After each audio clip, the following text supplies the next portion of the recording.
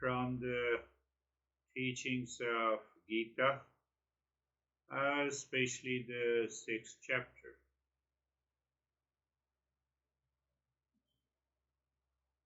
So every time you are practicing Om Namah Shivaya, to also practice with the fingers. You're driving, you're walking, you're resting. Find out that how many times you remember and you your mind moves into the japa. How many times you forget, and how many times we have tamoguna, rajoguna, and satoguna active. So these are the few questions we should be answering in this session. Tamoguna opposes the knowledge of the Eastern wisdom. In other way, the tamoguna not only the laziness, postponing, letharginess, and so now that opposition is not a reaction. It just comes by it. Oh, I wake up in the morning and no, let me go to the restroom, take a bath. No, I have to do. Your mind gets engaged, even if you remember that let me do the japa, and you forget it. Rajoguna, then we are engaged in lot of activities and the mind forgets. So we have to remember Om Namah Shivaya mentally. So when you are saying Om Namah Shivaya, before you say Om Namah Shivaya, can you see the image, thought image of the Shiva inside your heart? From there all actions are coming. And that is only possible if we have a purified state of the mind. So answering all these questions, let us see what our master says. But before that, the activities of the Tamo and Rajoguna is very active. So how that Tamo and the Rajoguna mix creates the events, situations, expressions, thought, experiences in our daily life. It has an element of unexamined life. We are living in an autopilot. We are living mechanically and habitually. I have to break that through my awareness. If I don't break it, then I have a scattered mind. It is not focused. So when I have a distracted mind means what? I'm just opening up each and everything and then we'll go to the verse to make it clear. So distracted mind means I have a thought of cup of tea, then I have a thought of glass of water, then I have a thought of cup of tea, then I have a thought that I'm hungry, let me take it. All these objects where the mind is distracted, you will discover very subtle level of pleasure. Coffee, tea, water, I'm thirsty, food. This is just an example. So we have mind is distracted to a professional activity, to personal, to family, to social, and to the objects. Now I have to take care of my computer.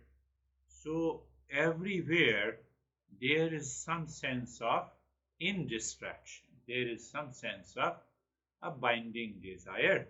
That is why the mind is distracted. So don't try to control the mind. Find out what pleasure is hidden. How I have to escape this pleasure or a pain by understanding.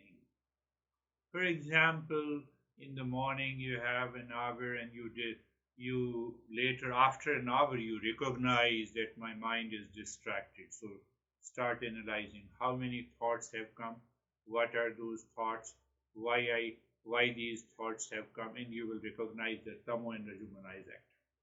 We cannot see Tamo and Rajoguna, but we can see their symptoms.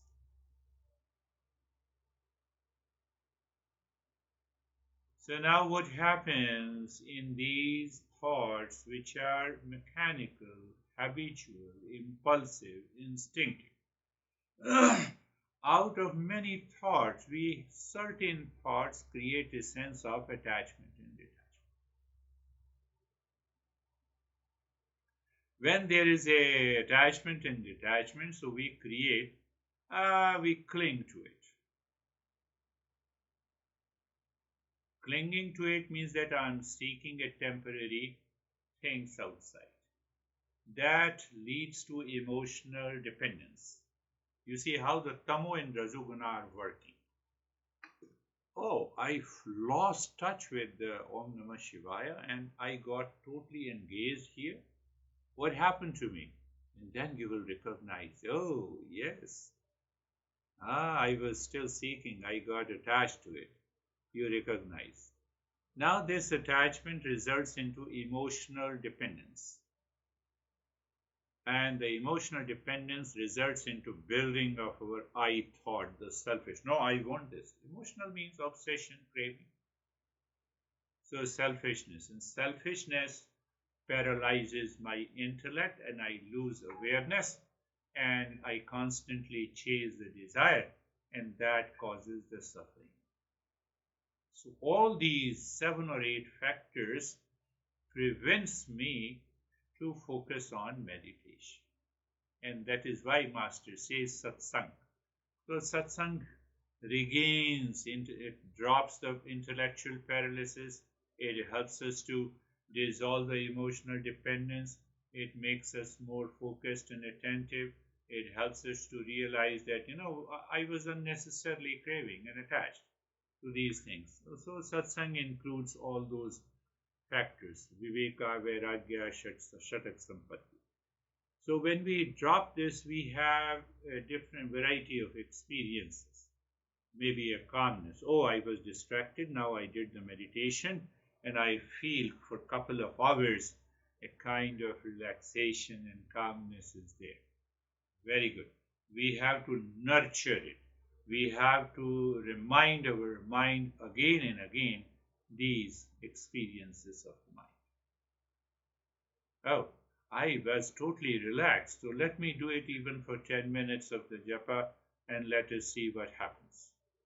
So that is how we inspire our mind. Why we want to inspire our mind? Because we are a seeker. We are now a higher seeker. Internally I observe and I become more and more aware of it. So in a way,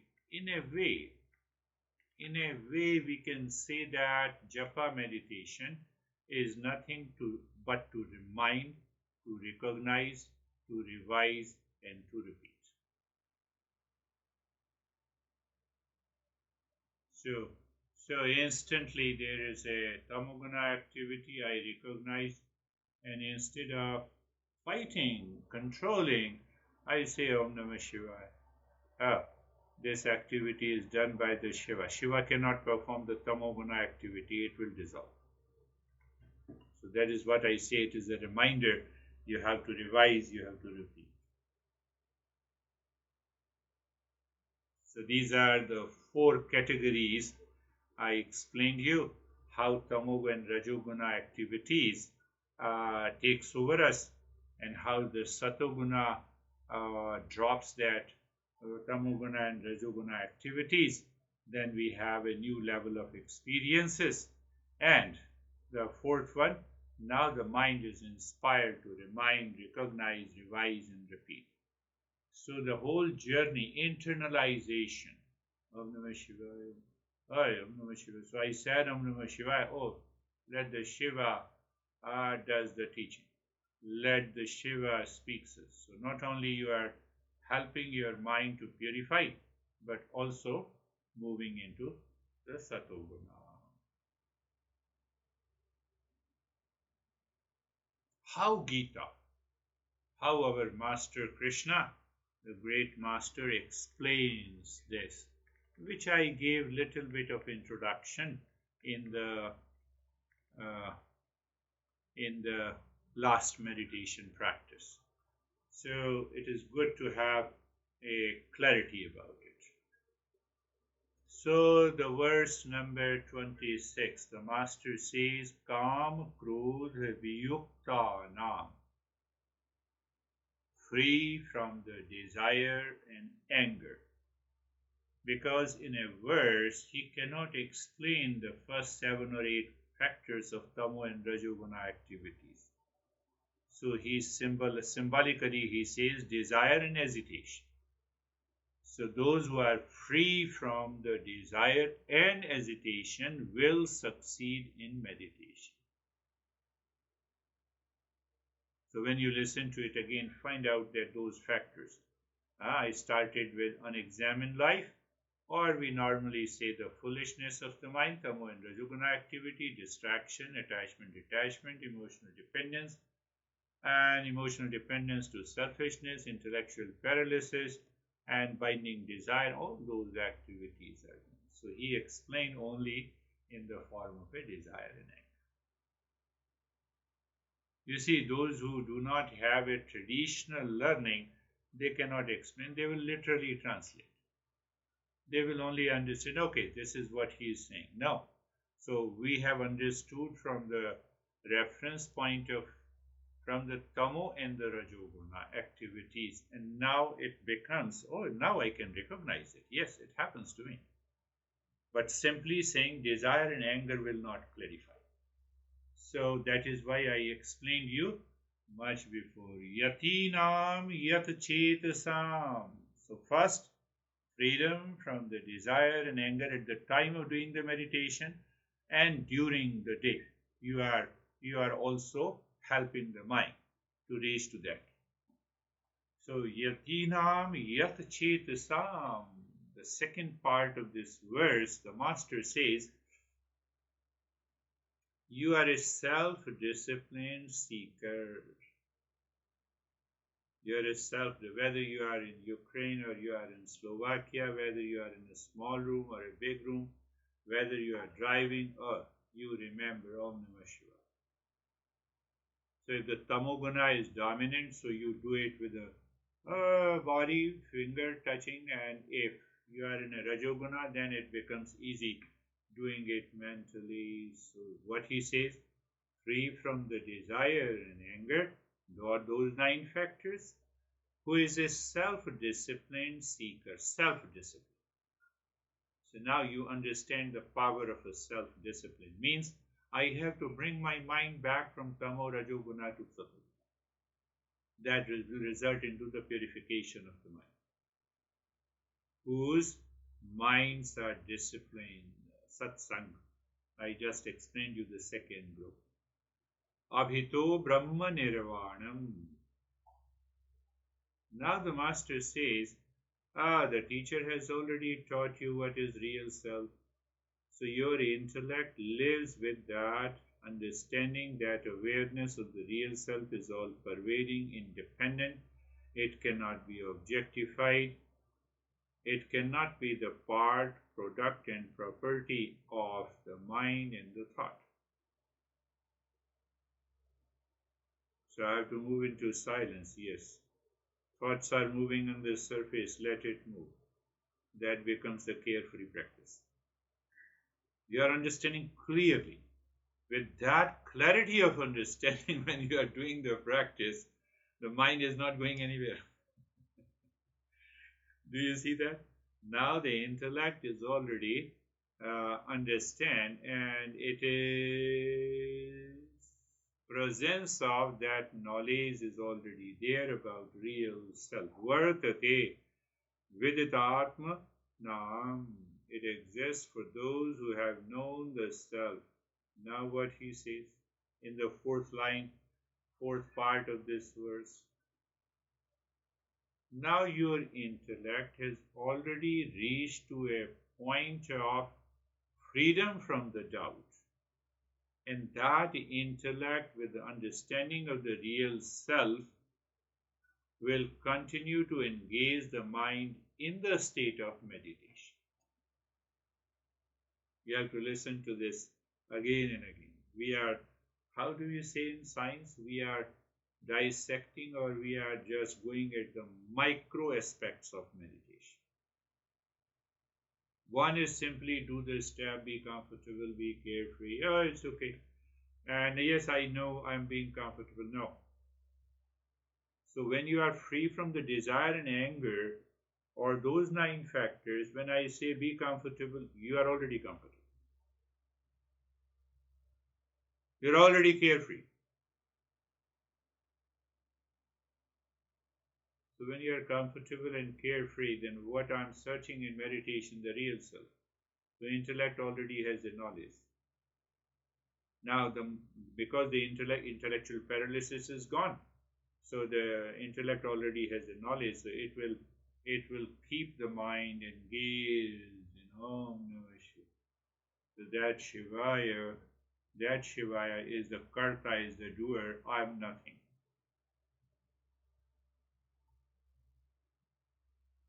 I'm nothing. I'm nothing. So now we have to go to the 27th verse. But how it happens, what happens? So I should recognize what happens. So in the 27th verse, our Master Krishna says, Sparshan Kritva Bahir Bahyanshah. The first part of this verse means, now you see, it is not a control, it is natural. What is the meaning?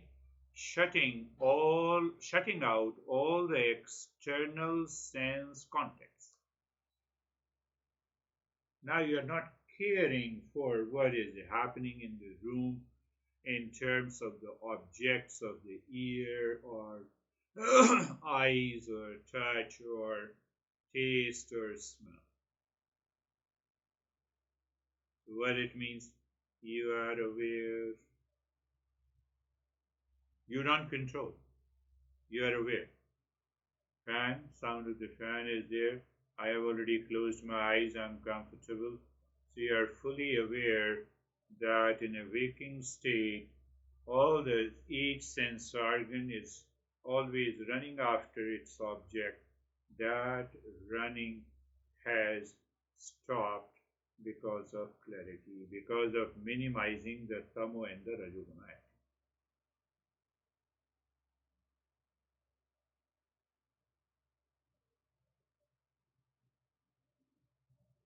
We have to remember all these aspects, because in a meditation practice we focus on different steps and we give direct instructions. But what is happening inside, we have also to be aware. So from the next meditation, I'll make you aware of those aspects. And that is why sometimes we say, I had a good experience. No, I did not have a good experience. So that is the first part of the 27th verse. Every verse is divided into 4 parts. So I'm dividing into 4 parts. That's another important aspect so that we can easily understand. So second part, now see the shutting all the external sense contacts. This is what the Krishna is talking about, the traditional meditation practice. Then he says in the second part of the verse, fixing the gaze between the eyebrows. Fixing the gaze between the eyebrows. Tantra meditation, Hatha Yoga. Yes, you bring your mind back here, fix it for a few seconds and it is distracted. Bring it back, fix it, bring it back, fix it, bring it back, and continue the journey of meditation for 20 years. It is the same state. Mind may have other objects.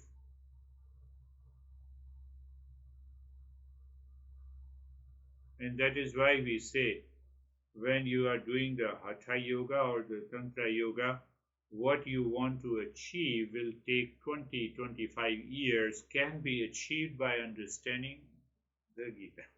in just 2 or 3 years.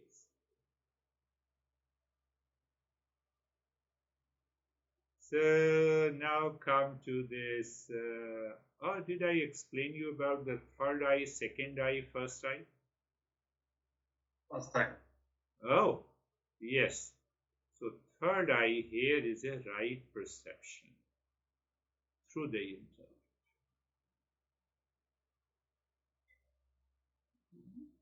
But in meditation, body became still, so it means tamaguna is active. But still we have to be in sattva guna. Yeah, at the physical level. Yes, the physical body is totally still. So the perception of the body through the third eye is stillness. But the mind is still active. The mind is moving in sattva guna. You are right, yes. Breath is constantly moving, so we cannot say our whole body, including the breath, is in the state of tamoguna. The breath is constantly moving. So breath is in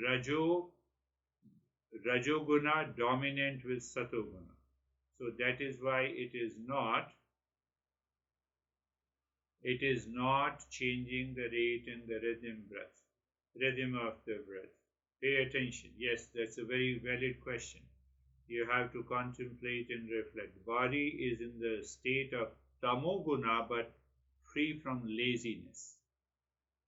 So that tamoguna, because these 3 gunas will always remain there in some permutation and combination. You cannot see them separately. So now the tamoguna dominant with the satoguna. So that's why I don't have the laziness. I am fully aware of the body. Rajoguna dominant with the satoguna, so I am aware of the breath, no change in the rate and the rhythm of the breath. So this is the right perception.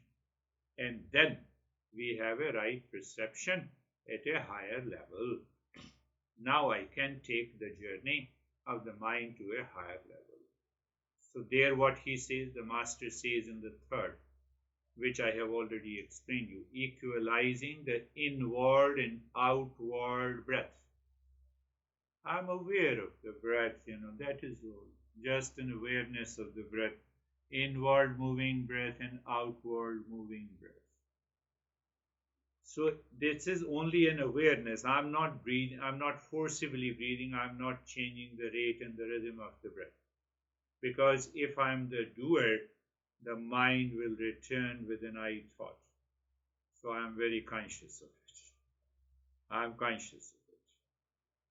Fourth one, moving within the nostrils, equalizing the inward and the outward breath, moving within the nostril. I am aware. It absorbs my mind not to get carried away by the objects of the sense organs, and I find somewhat the inner space or the infinite space in the mind as an experience. So I'm laying a foundation to open up the third eye, knowledge.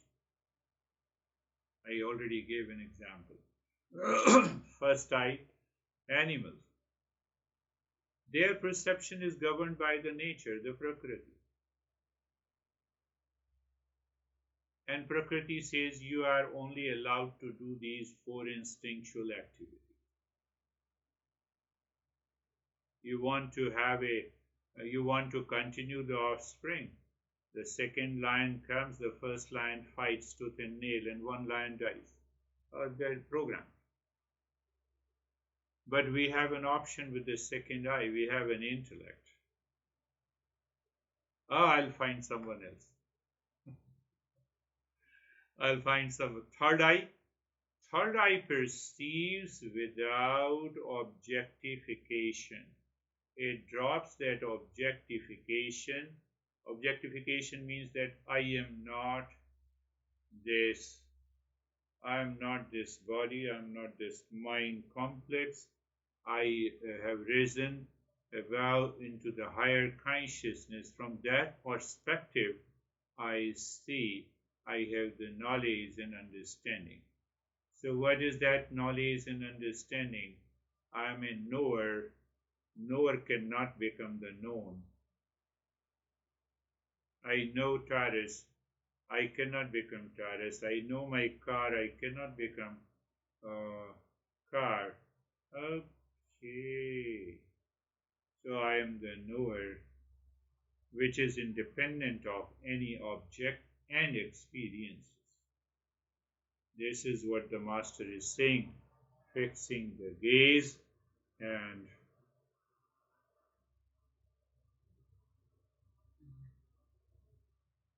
So it means that awareness without I, because as soon as I thoughts is, it like mirror, it yes, will be reflected consciousness. Yes, you are right. You look at the Master's wisdom, his intelligence, the way Krishna explains this. Krishna is not saying get rid of the ego. He says somewhere else. But here he is very particular, very subtle, very clear. And a higher seeker should note this, should understand this. The I will only come if there is an object perceived plus its experience. Now I am independent of it. But still for the self-awareness, we use the I thought. I aware what my body is doing. In language we are using, but the moment the body remains still and continues to remain still, I thought is already gone. The continues to remain aware of the breath. I thought wants to be active. Rajasic guna. So that is already gone. It is filled with the sattvic guna.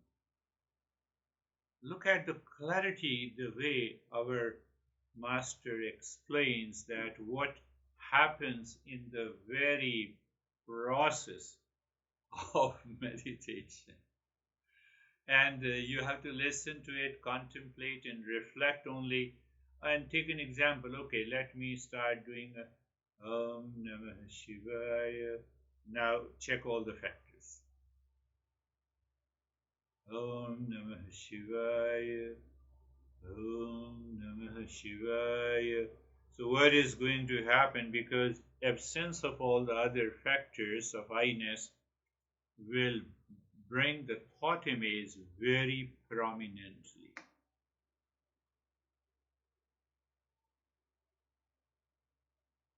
So in the Bhakti Yoga, we say that you have to love Shiva. You have to get attached to the Shiva. That will bring to the same result.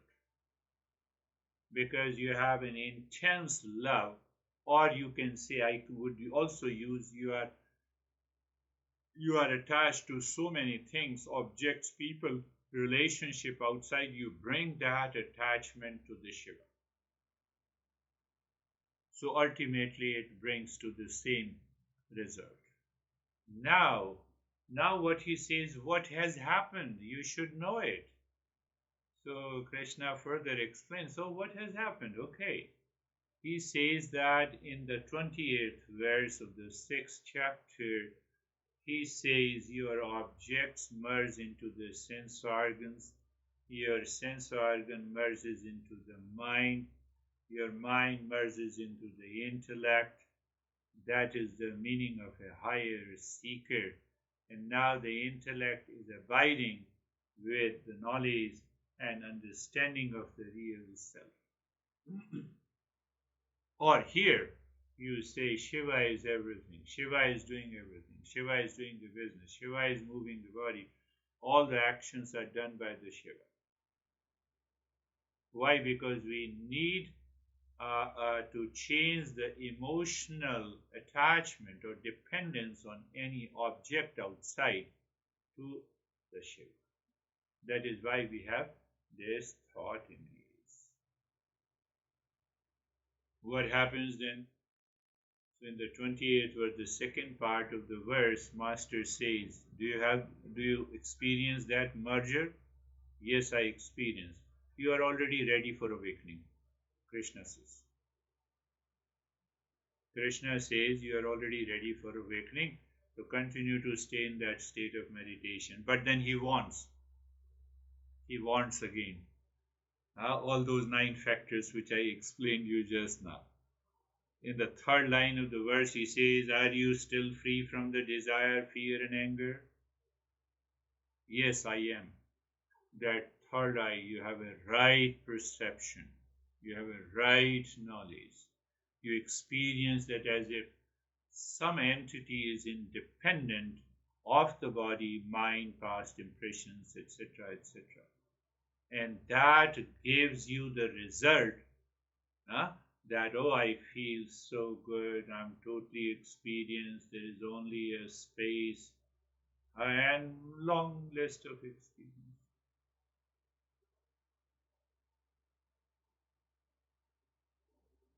What a beautiful way of experiencing this.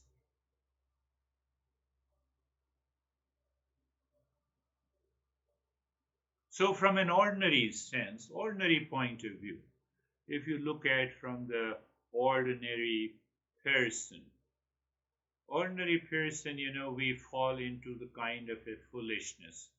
What is foolishness? Unexamined life. What is unexamined life? First eye. What is first eye? Living on an autopilot. What is living on an autopilot? Living impulsively, instinctively, habitually.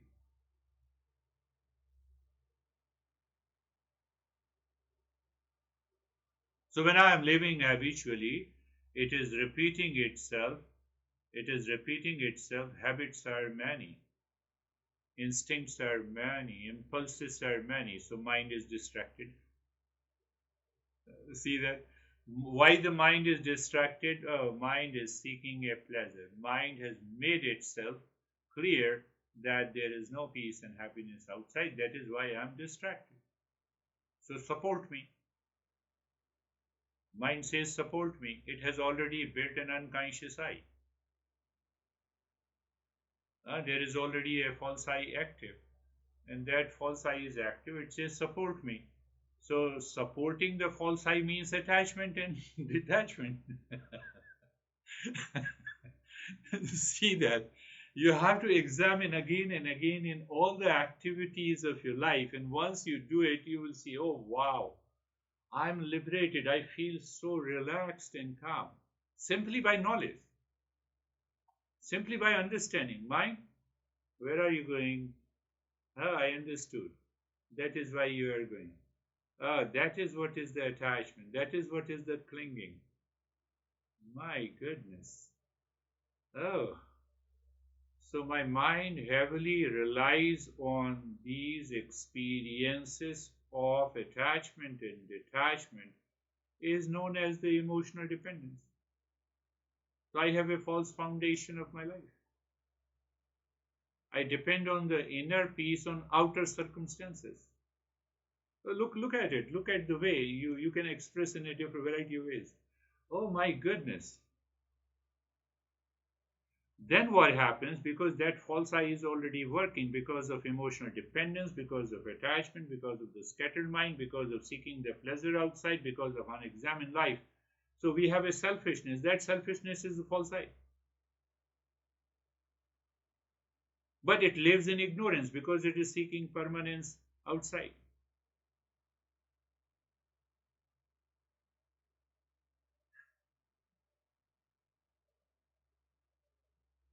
It has taken for granted, this brings pleasure to me. Finished. Once my false I says, I have taken this object for granted to bring the peace to me, all the activities are Tamo and Rajoguna are active deeper inside, which is already lying in the storehouse of impressions. We already have a fixed deposit, and that fixed deposit is full of impurity. We have to remove it. Oh, so now that is what the selfishness is. Because selfishness, I am a consumer. I told you before. I think we discussed about it. I'm a consumer. I'm not a contributor. I have a sense of possessiveness. I don't have a sense of givingness. So because of this selfishness, it prevents the intellect to think rightly. That is why I say it is intellectual paralysis. Intellect is paralyzed. Second eye we should have used. Now I am already dominated by the first eye. In a little bit different way, in a polished way, but still animals are not polished. We have an intellect, so we also follow the pleasure in a very polished way. We don't do sex in the street openly. We do it in a very polished way. For example, I'm saying we say that restaurant is so good, very polished. Food is very good, as if I'm totally objective in analyzing. But that is okay, because I provided that I should not have strong likes in this life. It's okay to say it. It's okay to go there, but I should not have strong likes in this life. If it is not available, I am just eating the food. Food for energy, food for survival of the world. So you see that your mind is now settled in that. When the mind is settled, then you do not paralyze your intellect. When you paralyze your intellect, what happens? Then I have a sheep mind. I have a monkey mind. I have an anxiety mind.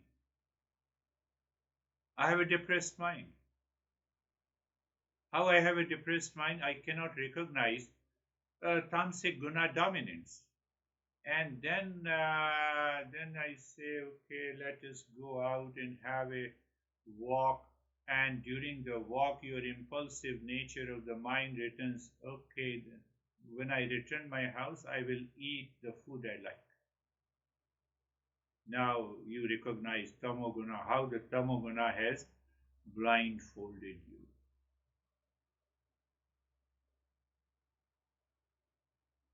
Intellectual paralysis. The intellect has not to be paralyzed. Paralyzed means that I become the object, I become that experience. So it is the mind that is in the intellect is thinking. By nature, mind is impulsive. I have to ask the intellect to go to the mind and think the way I am thinking. Intellect knows being comfortable what it is. So the intellect should go to the mind and say, are you comfortable? It is the opposite. That is going to help in succeeding in meditation. Then you can sit for hours together, nothing to disturb you. But if that does not happen, then the mind starts the journey again from the foolishness, reaching to the intellectual paralysis with reference to one thought, second thought, third thought, and then we are caught.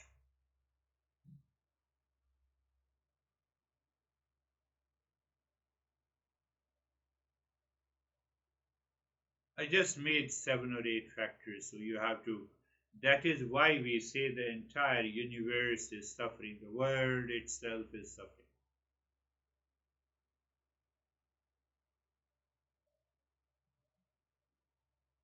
But what happened because of this vicious cycle? Now I'm linking it, so it's very important for you to understand that part. We already understood the 6 enemies of the mind: desire, hesitation, greed, delusion, pride, and the jealousy. First 3 factors: desire fulfilled, greed, repeat desire. I just want to repeat impulsively. it is not fulfilled, so I'm agitated, I'm upset, I'm reacting.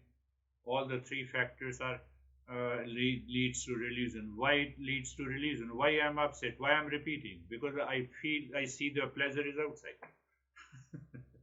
You see how Krishna has explained this six enemies, and now see that. What about pride? How do you say pride? Pride is I-ness. What is this I-ness? I'm I'm succeeding in constantly repeating the same pleasure again and again. Means I have a favorable situation for repeating the pleasure. So that builds my pride. Look at me, I have everything. You have a small house, I have a big house. I have a big car, you have a small. That pride. That pride comes. So that pride is deeply embedded in tamo and the rajoguna. Are you talking of meditation? No, I'm already in meditation. I enjoy the pleasure of the work. So delusion and the pride go together. But I have a sense of the jealousy. What I have, you don't have, or what you don't have, I have. So it starts. Then it is a height of the intellectual paralysis. My mind cannot think outside this box of vicious circle. And then it means that I'm not a seeker. And when I'm not a seeker, I have to reset and start the journey from the beginning.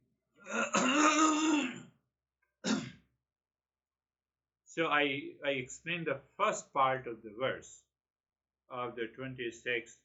Krishna says, you are a seeker, yes.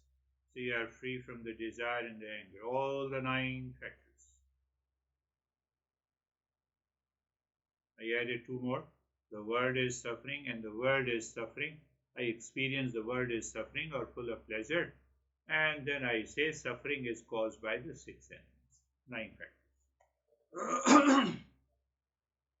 What needs to be done? Satsang. Every master says satsang can only help you loosen the grip of these 9 factors.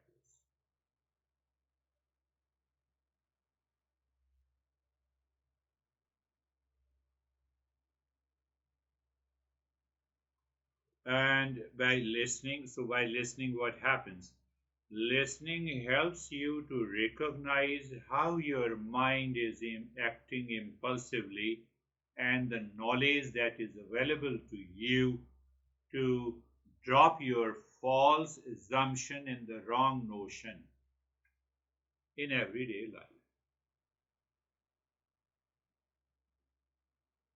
So satsang also helps you to you drop those light attachment and you find that you are relaxed and calm. Oh, I did not do this today, so I'm relaxed. And oh no, I was feeling sleepy and I did my meditation practice. That sleep is gone. Oh, this is also the way, and that is how satsang. Oh, why you get agitated? Because your agitation is equal to expectations from the situation, from the people. So now you go to the world, you find a new situation, and suddenly you remember, you change your attitude. So that is why the satsang is considered very important. So in satsang, what happens? You challenge your false assumption by the knowledge. You challenge your wrong notions internally because intellect already has a knowledge.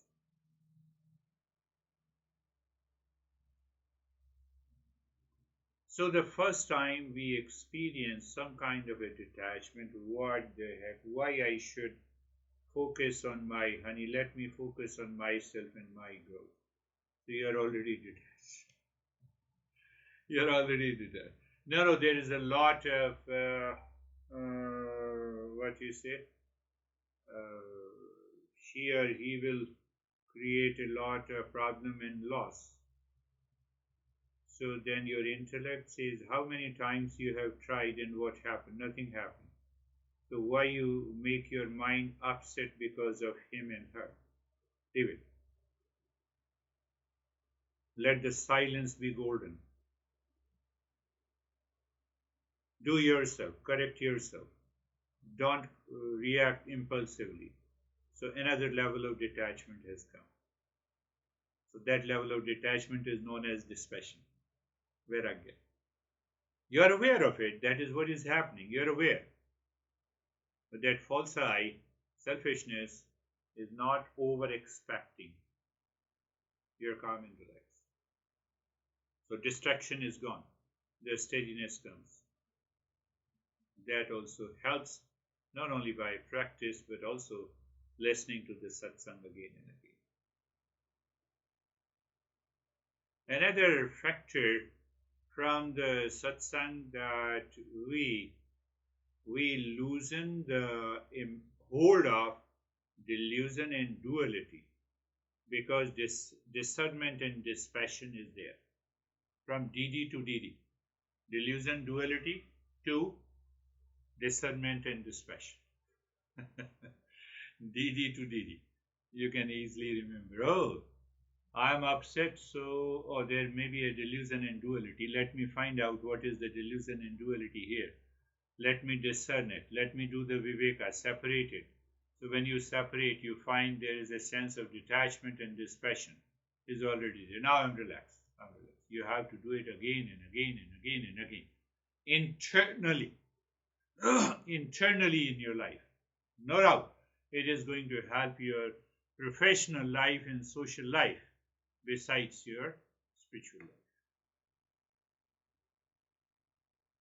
One international coach has just fixed an appointment after your session, and she wants what she wants. She wants seeking a mentor to excel in my spiritual journey. Very good. I normally ask you, you send me 3 questions, you're seeking an answer. Now you look at this. This is also a big statement to laugh. But the second statement is more to laugh. Overcome my hesitation to express fully. I am a coach. I am a coach.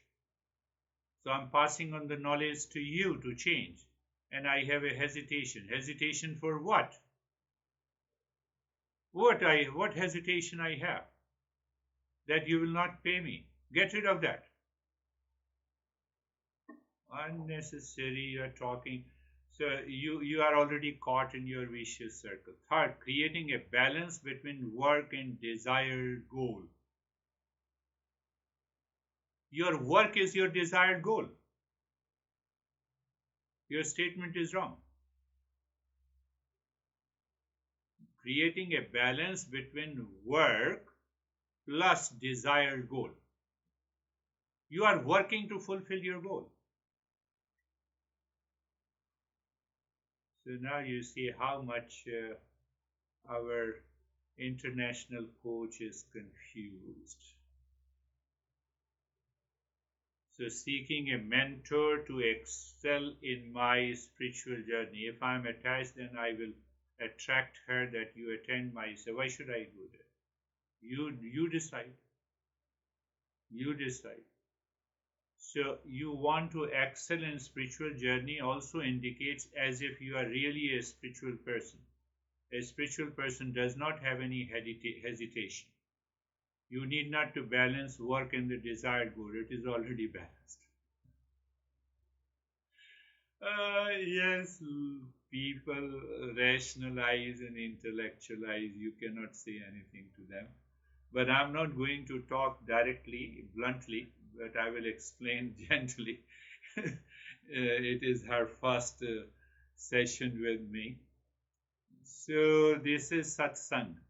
So commitment to the self. Now see that satsang, what results in satsang? You are inspired, you are motivated to search and to discover the real self. Why? Because the outer layer of your 9 factors have loosened up. So that is why self-inquiry and the desire to find the real self becomes intense, Because you are inspired and motivated. Why you are inspired and motivated? Because you have loosened you have already purified the mind to a certain degree. And that is so. What happens when you now you see the third aspect of it? That is the importance of doing the meditation. So in the third aspect, the realization. What is realization? You see that by changing, shifting the mind, you experience, you minimize your suffering. Your mind is constantly burning what the honey is doing. Now your burning sensation is not there. Emotional attachment and selfishness is not there. So you are already relaxed. See, outer situation does not change, but you are relaxed. That's a good experience. That's a wonderful experience, that I'm not impacted and affected by the outer situation, people, and relationship. What it means?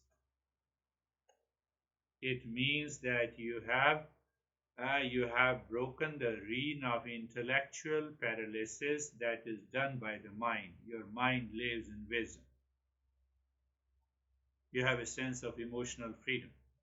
Emotional dependence has gone in this respect, and I have to work on this emotional dependence here in this area. It should also go.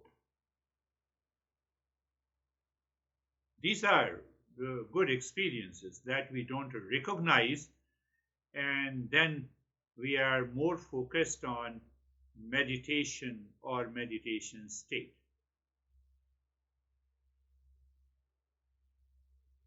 So the house, yes, I will talk about. There are many factors pertaining to the identification with the body. First, here is my body. Then I am the body. I don't say here is a mouse and I'm the mouse. So then I am the body. Then there is a pain in the body, so I have a pain. Then I have to make an effort to get rid of this pain. You see, everything comes from the false self. So if I don't break this reactionary chain, then it is difficult.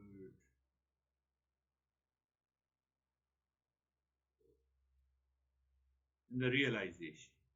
Then what happens? I also recognize a kind of hypocrisy played by the mind. The mind says I'm totally absorbed, relaxed and calm, but at one corner of the mind is still seeking the pleasure from the world.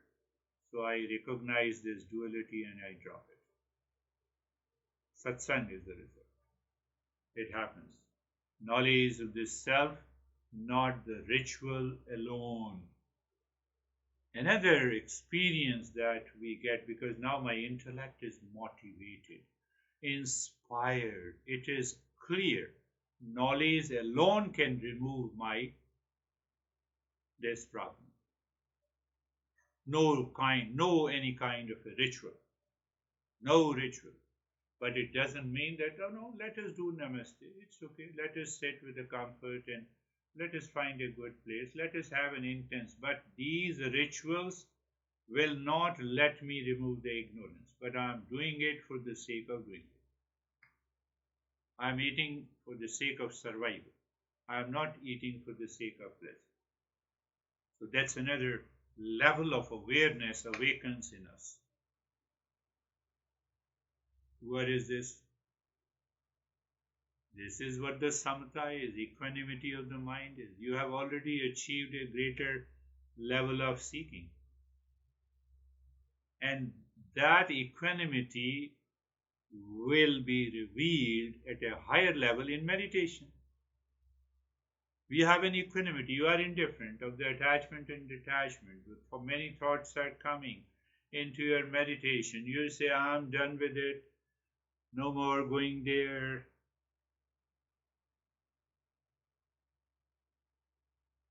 Look at our Master Krishna, how he explains the very method, the process understanding of this meditation. Then what happens? But then what a seeker does, higher seeker always remind, recognize, revise, and repeat. Oh, I forgot myself. Let me do it. Om Namah Shivaya. You start with it. So your mind does not live unconsciously majority of the time in a waking state. That is what we need, reach to a state. Oh, I'm okay. Om Namah Shivaya. Mentally, non-verbally, thought image. I am relaxed and calm. I need not to do it. No, I need to do it when I'm calm and relaxed. I'm aware and I remember it. Not only at the times of stress or anxiety. Or if I have a stress and anxiety, I repeat it.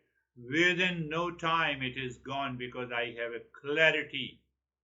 What is clarity? 28th verse, the object merges into the sense organ merges into the mind merges into the intellect merges into the right knowledge, so I have a right perception. That third eye perception has only one goal. I have an intense desire for freedom, for awakening, for knowing, for realizing the real self. And it happens in a fraction of a second.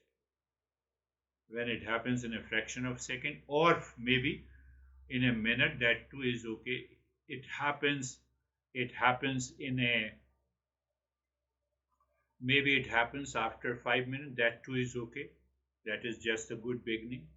But it happens. What is important? That it happens. So when it happens, oh, you see that, yes. Now, no outer situation, condition, relationship is impacting my mind. There is a sense of equanimity. And if that is possible in day-to-day personal, professional, social living, it is damn easy to be in the state of meditation. You just sit and you are absorbed.